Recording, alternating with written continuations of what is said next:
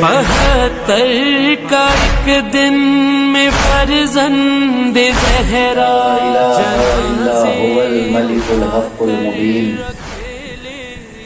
المدبر بلا وزیر والخالق بلا نظیر والسامع بلا مجیر والحاکم بلا مشیر ثم الصلاة والسلام على اشرف الانبیاء والمرسلین على نبی الرحمة وخازن المغفرة وقائد الخیر والبرکة ومنقذ العباد من الحلقة سیدنا ومولانا ابی القاسم محمد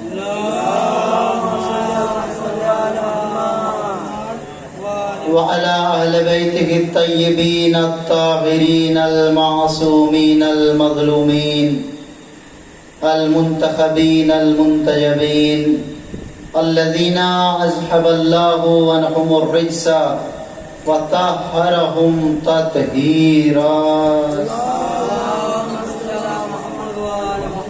اما بعد فقد قال الله تبارك وتعالى في القرآن الكريم وفرقانه الحميد بسم الله الرحمن الرحيم ام يحسدون الناس على ما آتاهم الله من فضله فقد آتينا على إبراهيم الكتاب والحكمة وآتيناهم ملكا عظيما صلوات بر محمد.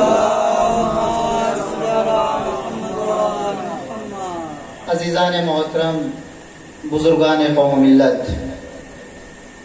برادران ایمانی، خوشا نصیب ہیں کہ آپ کو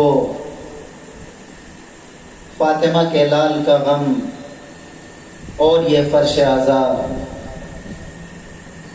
نصیب سے ملا، ورنہ نہ جانے اس کائنات میں کتنے افراد ہیں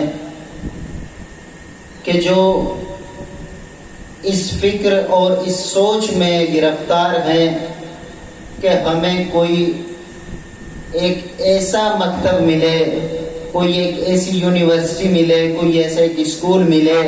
ایک صلوات پڑھے محمد والے محمد.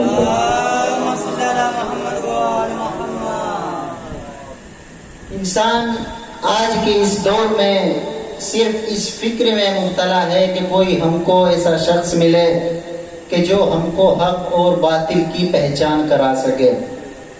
آپ کا مقدر اعلیٰ ہے، آپ خوشا نصیب ہیں کہ آپ کو یہ فرش عزا، یہ مجالس حسینیہ ایک مکتب اور ایک اسکول، ایک یونیورسٹی کی شکل میں نصیب ہوا. کل کا جو مجلس کا عنوان تھا وہ آپ کے اذہان عالیہ میں موجود ہوگا. عنوان یہ تھا کہ آل ابراہیم اور ملک عظیم، آل محمد اور سلطنت عظیم. میں نے جس آیت کریمہ کی تلاوت کا شرف حاصل کیا تھا اس میں پروردگار عالم نے ارشاد فرمایا تھا، کل شاید ترجمہ بھی مکمل نہیں ہو پایا تھا.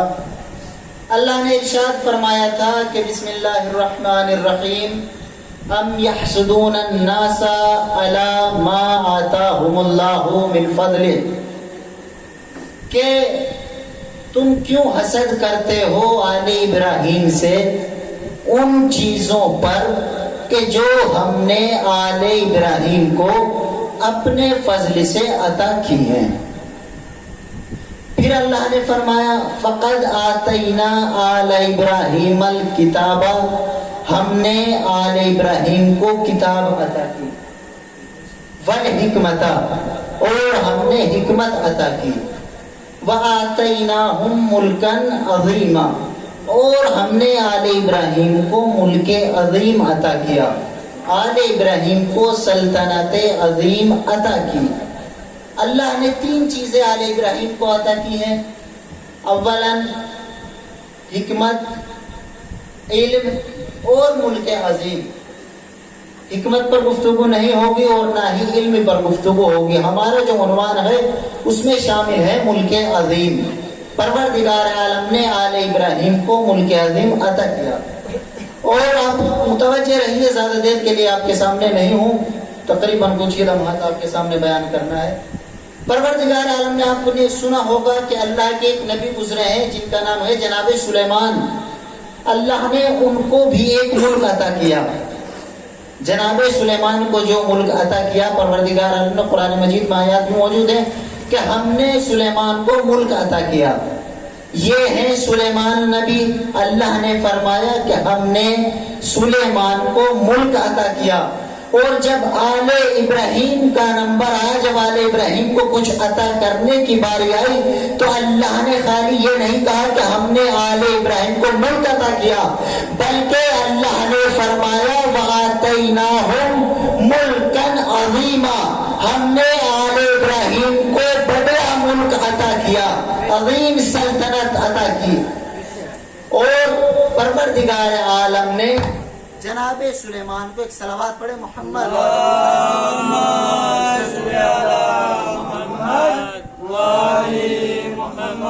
بس آپ متوجہ رہے, تھوڑا سا جو بھی سمجھ میں آئے بولتے رہیے تاکہ مجھے بھی یہ لگے کہ ہاں میں آپ کو کچھ سمجھا پا رہا ہوں, اور ساتھ دیتے رہیے گا. ایک اور صلوات پڑھے باواز بلند.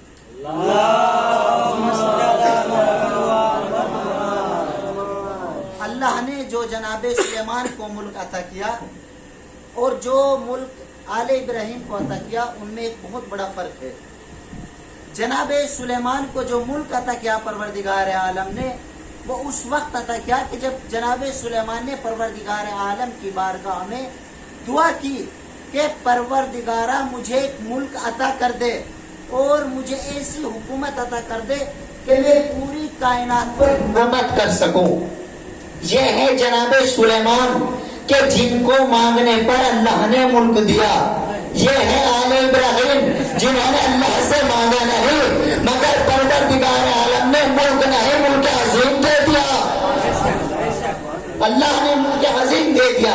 پھر پروردگار عالم نے قرآن مجید میں لفظ عظیم کا تذکرہ متعدد مقامات پر بیان کیا ہے. کئی سارے اتنے ایسی آیات ہیں کہ جن میں لفظ عظیم کا ذکر کیا ہے. میں آج ایک آیت اور اس کی تفسیر آپ کے سامنے پیش کروں گا. اللہ نے ارشاد فرمایا بسم اللہ الرحمن الرحیم انی اخاف علیکم عذاب یوم عظیم. جناب داؤد نے جناب نوح علیہ السلام نے اپنی قوم سے مخاطب ہو کر یہ فرمایا کہ اے میری قوم, اے میری امت, میں ڈرتا ہوں تمہارے حوالے سے کہ کہیں تم قیامت کے دن اس بڑے دن کے عذاب سے دوچار نہ ہو جاؤ. ایک تو اللہ نے اس ملک کو عظیم کہا کہ سب سے بڑا ملک اللہ نے جناب آل ابراہیم کو عطا کیا. دوسرا اللہ نے قیامت کے دن کو بڑا دن کہہ کر یاد کیا ہے. کیا فرمایا انی اخاف علیکم عذاب یوم عظیم, اس بڑے دن کے عذاب سے میں تمہاری وجہ سے ڈرتا ہوں کہ تم کہیں عذاب میں گرفتار نہ ہو جاؤ. اب یہ قیامت کا دن ہے کیا کہ جس کو پروردگار عالم عظیم دن کہہ کر یاد کر رہا ہے, فرما رہا ہے کہ وہ قیامت کا دن, وہ میدان محشر عظیم دن ہوگا, بڑا دن ہوگا. دیکھیں کیسا قیامت کا دن ہوگا, کس طرح کا منظر ہوگا میدان محشر میں, مجھے یہی بیان کرنا ہے. آپ کچھ دیر کے لیے تصور کریں, آپ ہیں, پوری کائنات ہے, ساری مخلوقات ہے, اور میدان محشر سجا ہوا ہے. میدان محشر میں کچھ صفیں بنائی جائیں گی, لائن بنائی جائے گی, قطاریں بنائی جائیں گی. ایک لائن ہوگی کہ جس میں استاد کھڑے ہوں گے, ایک لائن ہوگی کہ جس میں شاگرد کھڑے ہوں گے, ایک لائن ہوگی کہ جس میں ٹیچرز کھڑے ہوں گے, دوسری لائن ہوگی کہ جس میں اسٹوڈنٹس کھڑے ہوں گے, ایک لائن ہوگی کہ جس میں رہبر کھڑے ہوں گے, ایک لائن ہوگی کہ جس میں عوام کھڑی ہوگی, عام انسان کھڑے ہوں گے, انبیاء کی بھی صفیں ہوں گی, ملائکہ کی بھی صفیں ہوں گی, فرشتوں کی بھی صفیں ہوں گی, یہاں تک کہ جتنی بھی مخلوقات خدا اس کائنات میں موجود ہے سب کی صفیں روز محشر میدان محشر میں ہوں گی. اور اس وقت پروردگار عالم نے قرآن میں فرمایا استبرأ الذین اتبعوا من الذین اتبعوا ورأوا العذاب وتقطعت بهم الاسباب. اس دن وہ محشر کا دن ایسا دن ہوگا کہ جس وقت لوگوں کے جو آپسی رشتے ہوں گے, جو آپسی تعلقات ہوں گے, وہ ختم ہو جائیں گے, اور وہ ایک دوسرے سے، شاگرد اپنے استادوں سے، لوگ اپنے اماموں سے، لوگ اپنے قائدوں سے، مرید اپنے مبینوں سے تبرہ کریں گے، اظہار براعت کریں گے۔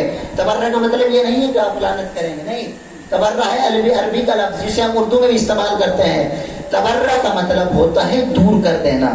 جیسے کہتے ہیں کہ کوئی انسان مریض ہے اور وہ جو ہے نا شفا پا گیا، بری ہو گیا، جیسے کوئی قید میں ہوتا ہے جیل میں، وہ جب آتا ہے تو کہا جاتا ہے کہ بری ہو گیا، یعنی وہ جیل سے دور ہو گیا۔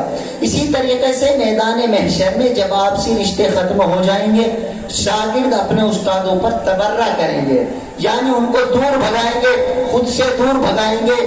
پیر اپنے اماموں کو اور مرید اپنے اماموں کو، لوگ اپنے رہبروں اور قائدوں کو خود سے دور بھگائیں گے۔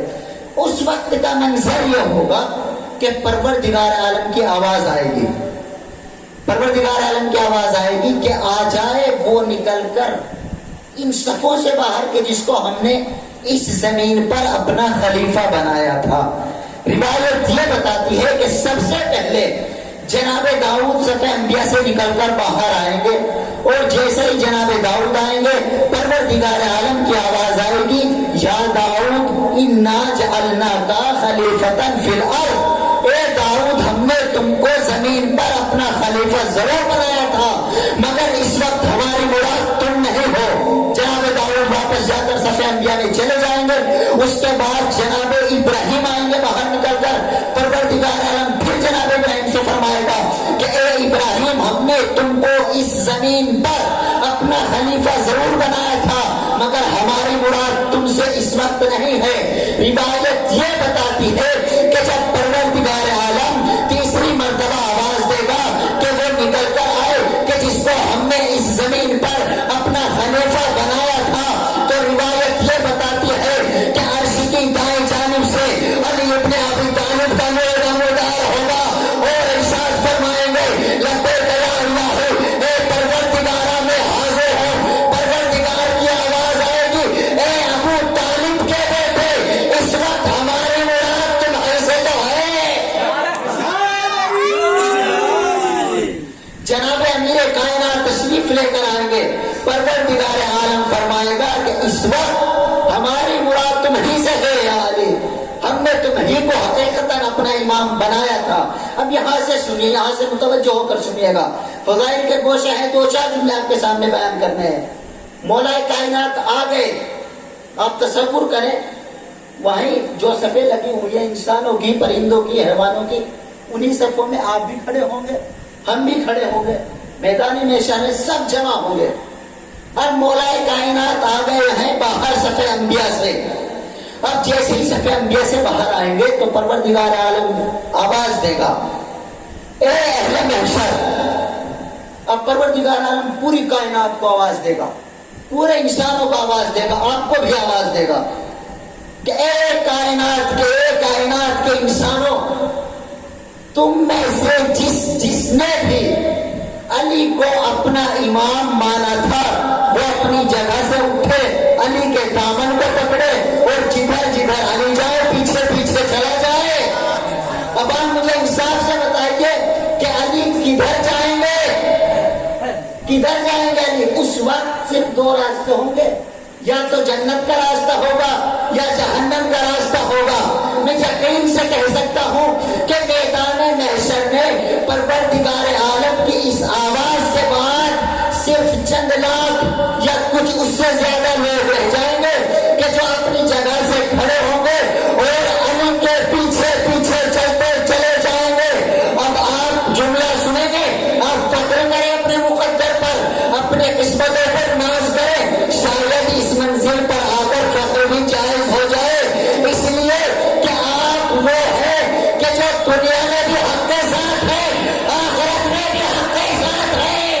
علی کے نام آئے تو اگر مگر مت کر، کہ علی کے نام آئے تو اگر مگر مت کر، ہوا کی دوش میں دریا سفر مت کر، ابھی بھی وقت ہے خود کو سدھار لے مکتی، علی کو مان لے زیادہ مگر مگر مت کر۔ اس وقت آپ ناز کریں اپنی فکر پر، اپنے اذہان پر اپنے مقدر پر آپ ناز کریں کہ آپ کو علی جیسا امام ملا، آپ کو آل ابراہیم ملی، آپ کو ایسے نمائندے ملے، آپ کو ایسے لیڈر ملے کہ جو روز محشر بھی آپ کے دامن کو نہ چھوڑیں گے۔ اب آپ تو چلے گئے، اس کے بعد میدان محشر میں کچھ اور افراد بھی ہوں گے کہ جو بیٹھے ہوئے ہیں، پھر پروردگار عالم کی آواز آئے گی ان سے کہ جو بچے ہوئے ہیں، پروردگار عالم ان کو آواز دے گا کہ اٹھو تم لوگ بھی، اور جسے جسے تم نے اس کائنات میں اپنا امام مانا تھا، اپنا رہبر مانا تھا، اپنا خلیفہ مانا تھا، اس کے دامن کو پکڑے اور جدھر ہو جائے ادھر چلے جاؤ۔ روایت یہ بتاتے ہیں، اصول کافی میں چھٹے امام سے روایت، امام نے ارشاد فرمایا کہ میدان محشر میں وہ انسان جس نے اس کائنات میں اگر ایک پتھر کو بھی اپنا امام مانا ہوگا، وہ اسی پتھر کے ساتھ بلایا جائے گا۔ اس وقت ہر انسان جس نے جسے بھی امام مانا تھا اس کے ساتھ بلایا جائے گا، اس کے ساتھ محشور کیا جائے گا۔ اب وہ لوگ کہ جو بچے ہوئے ہیں ان سے پروردگار عالم کی آواز آئے گی کہ اٹھو تم بھی، جسے جسے تم نے اپنا امام مانا تھا، اپنا رہبر مانا تھا، اپنا لیڈر مانا تھا، اٹھو اور اس کے دامن کو پکڑو اور جدھر جدھر ہو جائے ادھر ادھر چلے جاؤ۔ روایت یہ بتاتی ہے، تفسیر یہ بتاتی ہے کہ اب وہ لوگ اٹھیں گے اور دیکھیں گے کہ ان کے امام کہاں ہیں، ان کے لیڈر کہاں ہیں، ان کے پیر کہاں ہے۔ روایت یہ بتاتی ہے کہ میدان محشر میں ایک ہنگام ہوگا، کوئی ادھر بھاگ رہا ہوگا، کوئی ادھر بھاگ رہا ہوگا، کوئی ادھر سے جا رہا ہوگا، کوئی ادھر سے جا رہا ہوگا۔ ایسے میں جب وہ انسان اپنے اماموں کو نہیں پائیں گے، اپنے لیڈروں کو نہیں پائیں گے، تو پروردگار عالم سے دعا یہ فرمائیں گے کہ اے پروردگارا، ہمیں ایک لمحے کے لیے اس کائنات میں بھیج دے تاکہ ہم بھی اپنے رہبروں کو اس سے ہی دور بھگائیں جیسا آج ہم کو دور بھگا رہے ہیں۔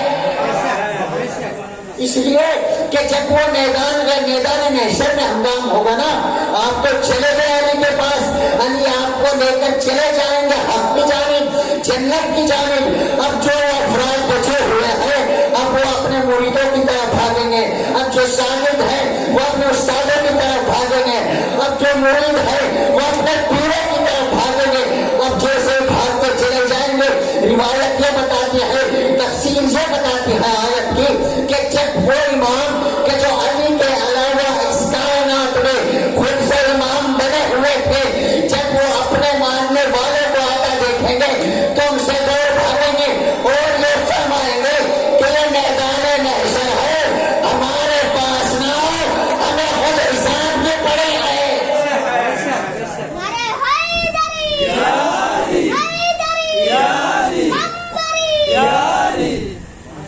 کم سے کم ایسے قطع دامن پکڑو کہ جو میدان محشر میں بھی آپ کو تنہا نہ چھوڑے، آپ کے ساتھ ہمیشہ رہے۔ دلیل سنیں، آپ کہیں کہ مولانا نے کیسے پڑھ دیا؟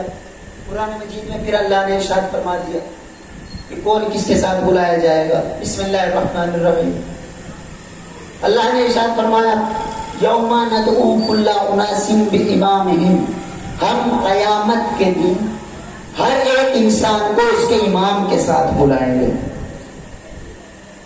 ہر ایک انسان کو اس کے امام کے ساتھ بلائیں گے۔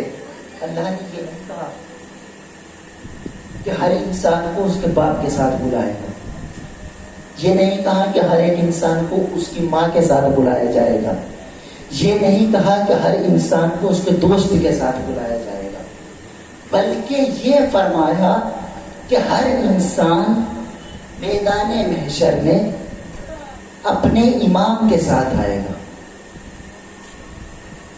شاید اذان ہو رہی ہے۔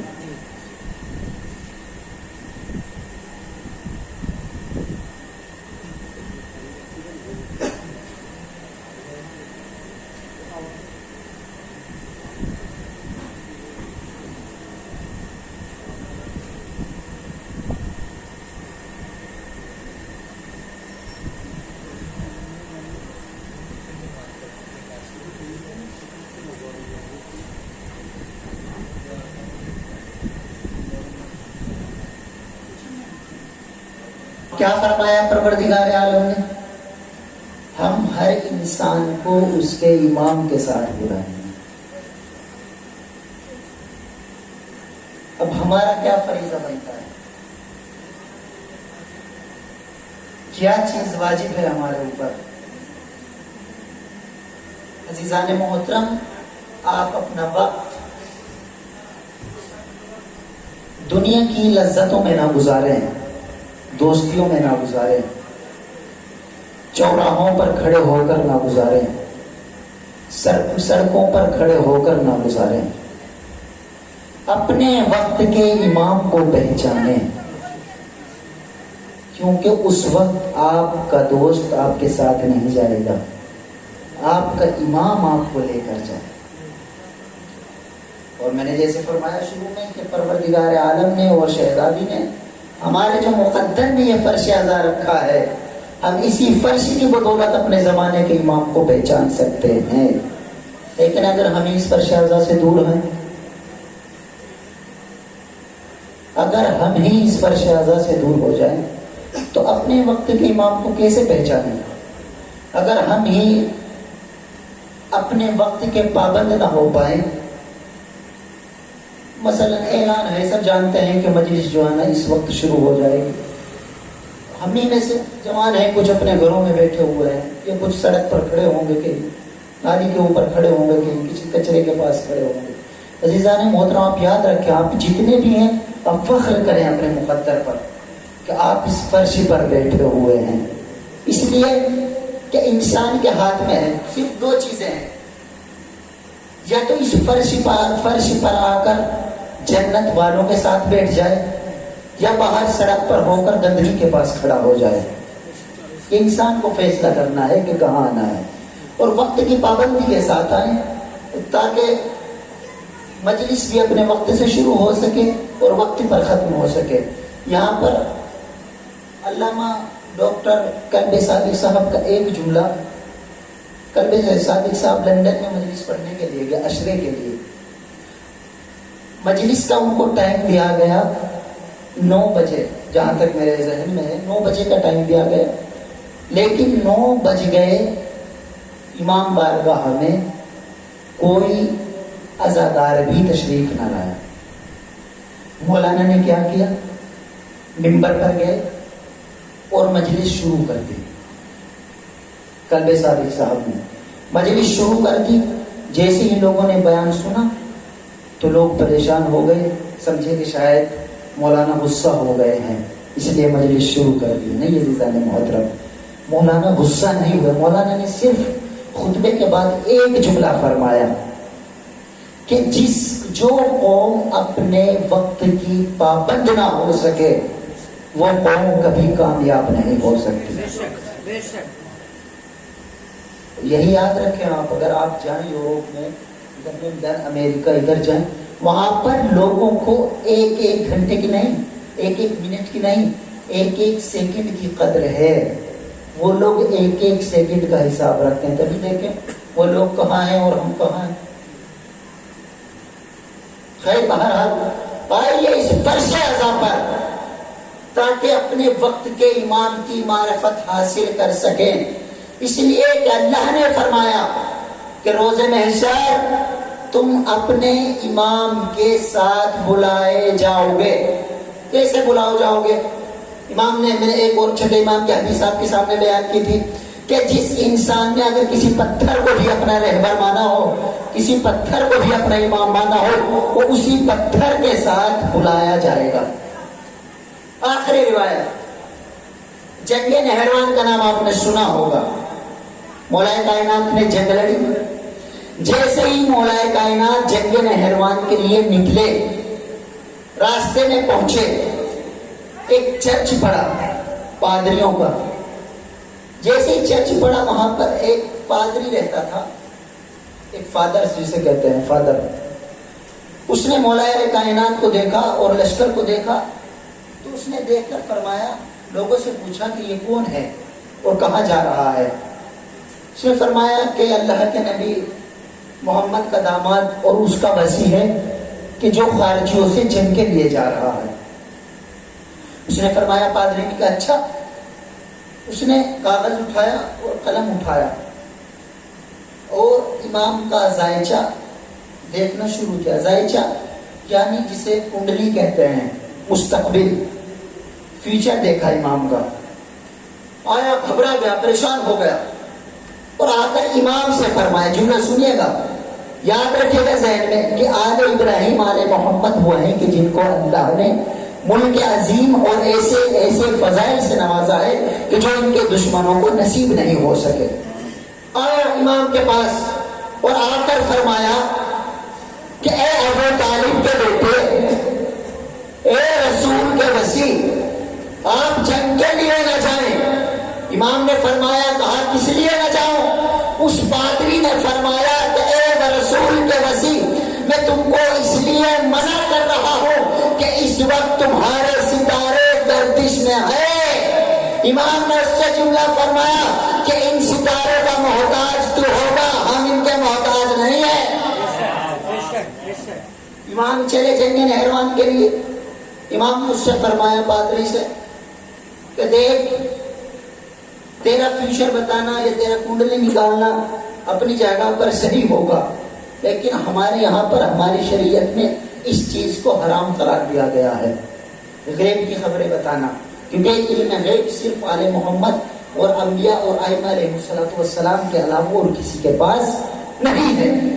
امام نے اس سے فرمایا کہ میں بتاتا ہوں تجھے میرے ساتھ کیا ہونے والا ہے، میرا مستقبل کیسا ہے.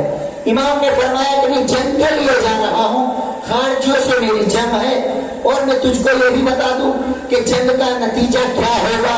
میرے لشکر سے 9 شہید ہوں گے اور خارجیوں کے صرف 9 بچیں گے.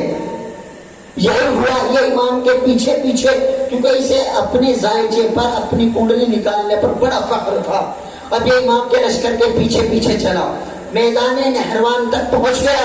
اب جیسے ہی نہروان تک پہنچا، اب اس نے دیکھا کہ علی نے جنگ کی اپنے لشکر کے ساتھ، اور جیسا امام نے اس کو بتایا تھا کہ امام کے لشکر کے 9 شہید ہوئے، خارجیوں کے صرف 9 ہی بچے. ایسا ہی ہوا. جزانے محترم توجہ سے سنیے گا، شاید کہ آخری جملہ ہو. اب ایسا ہی ہوا، امام نے جنگ کی. جنگ کرنے کے بعد امام نے مدائن کا رخ کر لیا. یاد رکھیے گا کہ جس کو امام مانے گا وہ اسی کے ساتھ محشور ہوگا. اور اگر ہمیں اپنے وقت کے امام کی معرفت نہیں ہوگی تو شیطان ہم کو اس طریقے سے بہکائے گا کہ نہ جانے ہم کبھی کسی درخت کو اپنے امام مان لیں گے، کبھی کسی پتھر کو اپنا خدا مان لیں گے، کبھی کسی جانور کو اپنا لیڈر مان لیں گے. نہ جانے کیسی ضلالت میں ہم کو شیطان گمراہ کر دے گا. اس لیے ضروری ہے کہ ہم اپنے وقت کے امام کو پہچانیں تاکہ امام کے لشکر میں شمار ہو سکے، تاکہ میدان محشر آل محمد کے ساتھ جا سکے. اب کیا ہوا؟ امام نے مدائن کا رخ کیا، مدائن کی طرف چلے امام اپنے لشکر کے ساتھ. اب جیسے ہی امام چلے، اب یہ جو خارجیوں کے لشکر سے 9 بچے تھے، مولانا یہ بھٹکتے ہوئے کسی جنگل میں پہنچے، درختوں کے درمیان جا کر رکے، ٹھہر گئے ڈر کر کہ کہیں ہم کو کوئی دیکھ نہ لے، علی کا لشکر ہم کو قتل نہ کر دے. اب یہ جو 9 بیٹھے تھے، انہوں نے آپس میں باتیں کرنا شروع کی، گفتگو کرنا شروع کی. اب کیا باتیں ہو رہی تھی کہ علی نے ہمارے لشکر کو قتل کر دیا، لہذا ہم علی کو اپنا امام نہ مانیں گے. شیطان نے کیسے بہکایا کہ ہم علی کو اپنا امام تسلیم نہیں کریں گے. اب یہ گفتگو کر ہی رہے تھے کہ ان کے سامنے سے چھپکلی گزر گئی. چھپکلی جانتے ہیں؟ لیزرڈ جسے کہتے ہیں انگلش میں. وہ گزرے، انہوں نے یہ طے کیا کہ شیطان نے دیکھے کیسے بہکایا کہ ہم علی کو اپنا امام نہیں مانیں گے، ہم اس چھپکلی کو اپنا رہبر مان لیں گے، اپنا امام مان لیں گے. اب یہ بھی بھٹکتے ہوئے مدائن میں پہنچے. جمعے کا روز تھا، جامع مسجد میں پہنچ گئے. اب جیسے ہی مسجد میں داخل ہوئے، کیا دیکھتے ہیں کہ مسجد میں منبر ہے، منبر پر علی ہے. جس کا ڈر تھا وہی سامنے آ گیا. منبر پر علی ہے، علی خطبہ دے رہے ہیں کہ اے لوگوں سنو، میں وارث علم نبی ہوں. میں ہی وہ ہوں کہ جس کے لیے نبی نے فرمایا انا مدینۃ العلم وعلی بابھا، میں مدینے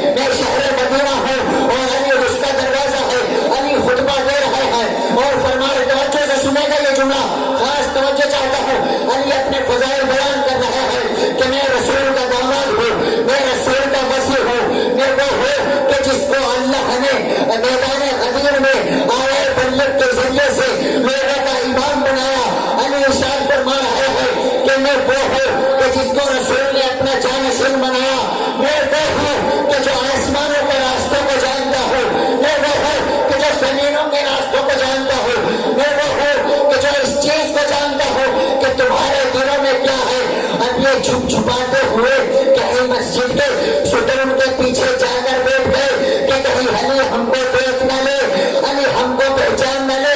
ارے ان کو کیا معلوم تھا کہ علی وہ ہے کہ جو غیب کی بھی باتیں جانتا ہے. امام خطبہ دے رہے تھے، امام نے فرمایا کہ میں کائنات سے لے کر آسمانوں تک ہر چیز کا علم میرے پاس ہے. امام نے فرمایا کہ میں یہ بھی جانتا ہوں کہ تم میں سے وہ کون افراد ہیں کہ جو ابھی ابھی چھپے کو اپنا امام مان کر آئے ہیں. زبان کے ساتھ کا دل والا، علی مولا، علی مولا، ایک زبان میں بولا. علی مولا، علی مولا، زبان کے ساتھ کا دل والا. علی مولا، علی مولا. نعرے حیدری، علی، حیدری، علی، کمبری، علی. نعرے صلوات. اللہم صلی علی محمد و علی محمد.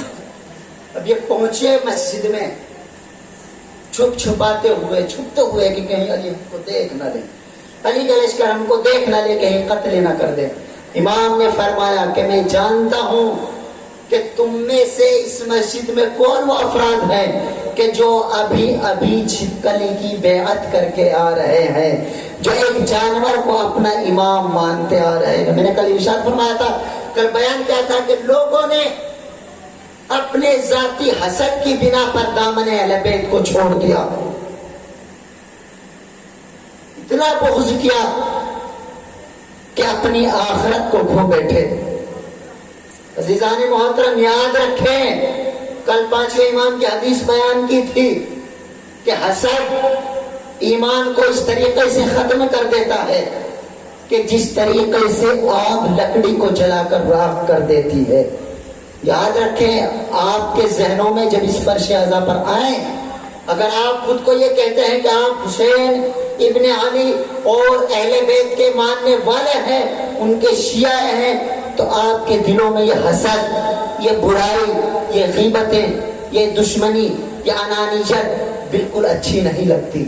اگر آپ خود کو حقیقی شیعہ کہتے ہیں تو آپ کو ان چیزوں کو اپنے دل سے نکالنا ہوگا. اسی وقت آپ اہل بیت کے شیعہ کہلوانے کے لائق ہیں. حقیقی شیعہ اسی وقت ہوں گے. لیکن آپ اگر یہی کہتے رہے کہ ہمیں مجلسوں سے حسد ہے، ہمیں فلاں شخص سے حسد ہے، ہماری مجلسیں ہیں ہم اپنی مجلسوں میں جائیں گے، یا ہمارے امام بارگاہ ہیں ہم اپنے امام بارگاہوں میں جائیں گے. عزیزان محترم یاد رکھیں، یہ امام بارگاہ ہیں، یہ مجلسیں کسی کی ملکیت نہیں ہے. ہم اور آپ اس ذکر کو، یہ مجلسیں، یہ فرش اعضا ہمارے محتاج نہیں ہے کہ ہم آئیں اور ہم ان کو منعقد کریں. نہیں، اگر ہم نہیں کریں گے تو آسمانوں پر بہت سی مخلوقات ہیں جو اس ذکر کو منعقد کریں گے. اور آپ یہ نہ سوچیں کہ آپ آتے ہیں تو آپ کی وجہ سے مجلسیں ہوتی ہیں. نہیں، غلط ہے آپ کا یہ سوچنا. آپ سے زیادہ جو آپ خالی جگہ دیکھ رہے ہیں ظاہراً خالی ہے، مگر کہیں آپ سے بڑی تعداد میں یہاں پر فرشتے، انبیاء، ملائکہ تشریف فرما ہیں.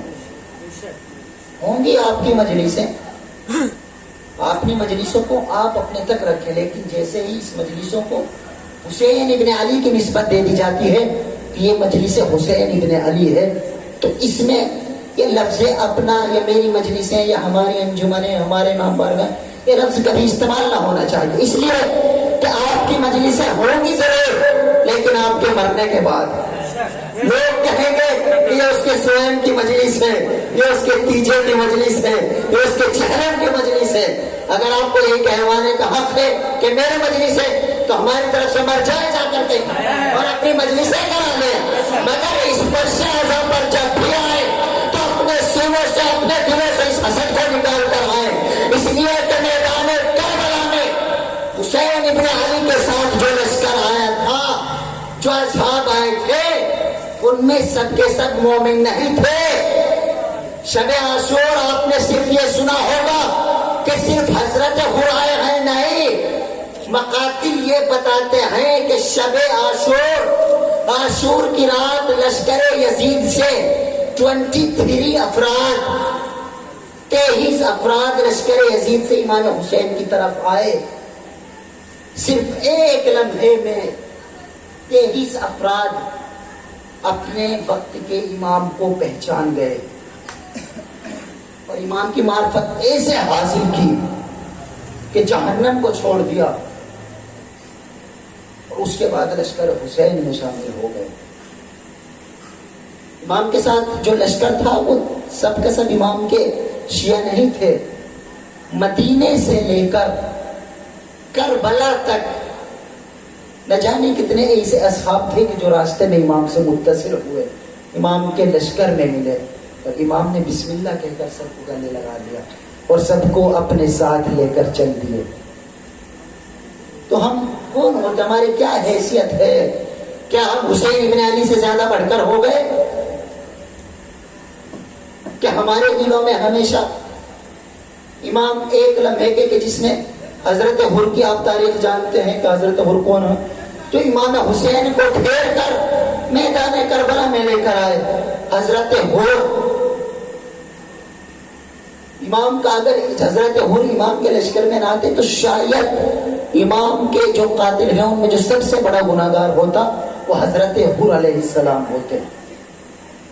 مگر توبہ کی، اپنی غلطی کو مانا، امام کی بارگاہ میں آ گئے. امام نے گلے سے لگا لیا، استقبال کیا. حر نے صرف ایک لمحے میں توبہ کی. اور ہم نہ جانے کتنے سالوں سے مجالس سے سن رہے ہیں، کتنے سالوں سے ہم علماء اور خطبہ کو سن رہے ہیں، مگر ہماری عقل میں یا ہمارے دل نے کبھی یہ گوارا نہیں کیا کہ ہم ان چیزوں کو اپنے دلوں سے مٹا دیں. ہم ان تمام چیزوں کو بھول کر، اپنی آپسی دشمنی کو بھول کر ہم حسین کی مجلس میں شرکت کریں. کیسے شیعہ ہے، کیسے عزادار ہے؟ میدان کربلا میں امام حسین علیہ السلام نے کیا فرمایا؟ جب جناب حر آئے ہیں نا لشکر یزید سے، امام نے خود خیمے سے جا کر جناب حر کا استقبال کیا.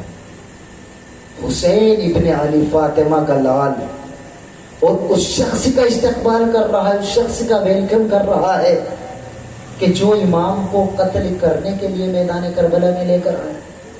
فکر کریں عزیزان محترم، سوچیں کہ ہم کس منزل پر ہیں، ہمیں کہاں ہونا چاہیے. ہم برسوں سے کربلا سن رہے ہیں، نہ جانے کتنے سالوں سے کربلا سن رہے ہیں، مگر ہماری فکر ابھی تک یہ ہے، ہماری فکر یہاں نہیں یہاں پر ہونی چاہیے، اتنی بلند فکر ہونی چاہیے. اور صرف یہاں ہی نہیں منزل ختم ہوئی. حسین ابن علی فاطمہ کا لال 3 دن سے پیاسا، لاشوں پہ لاشیں لاتا رہا.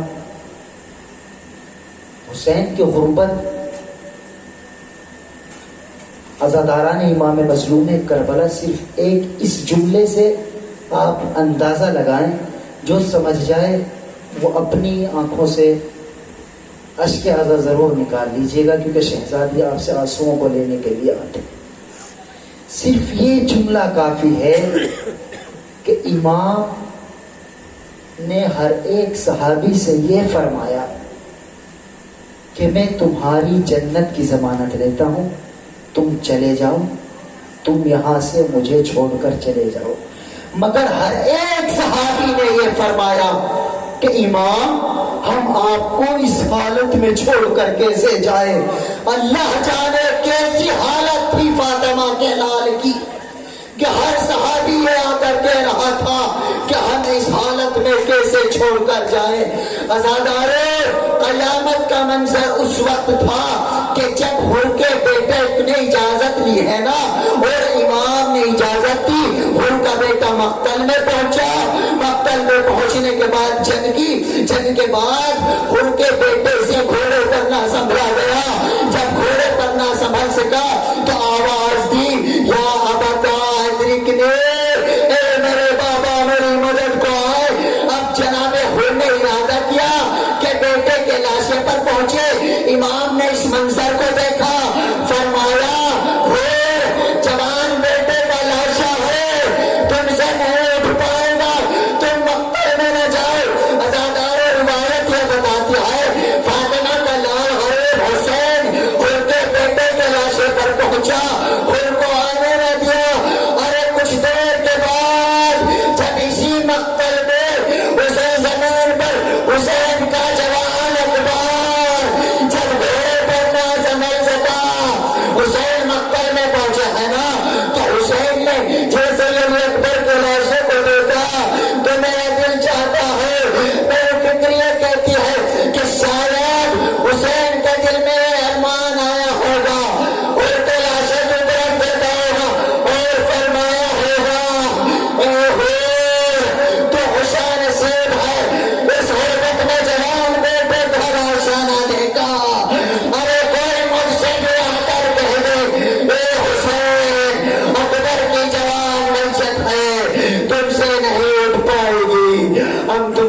مدد کو آئے.